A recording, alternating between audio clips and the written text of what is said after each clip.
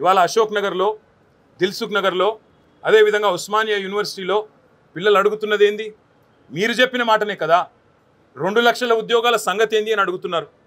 ఒక్క నోటిఫికేషన్ ఎందుకు ఇవ్వలేదని అడుగుతున్నారు. జాబ్ క్యాలెండర్ ఏమైంది అని అడుగుతున్నారు. గ్రూప్ 2, గ్రూప్ 3లో పోస్టులు పెంచుతామన్నారు, దాని సంగతి ఏంది అని అడుగుతున్నారు. మెగా డిఎస్సి అన్నారు కదా మీరు మొదటి క్యాబినెట్లోనే, ఏమైంది మెగా డిఎస్సి? మీరే చెప్తారు కదా 21,000 ఉద్యోగాలు, 50,000 ఉద్యోగాలని.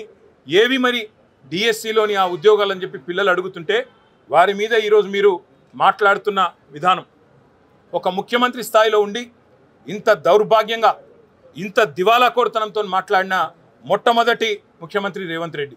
ఎంత నిర్లక్ష్యంగా, నిర్లజ్జగా, అసలు మోతీలాల్ అంటే ఆయనే ఉద్యోగాలే రాస్తలేడు, ఆయన కూడా నిరాహార దీక్ష చేస్తున్నాడని చెప్పి ఇవాళ మోతీలాల్ అనే తమ్ముడిని అవమానించే విధంగా, గ్రూప్స్కు ప్రిపేర్ అవుతున్న తమ్ముడిని అవమానించే విధంగా మాట్లాడడం.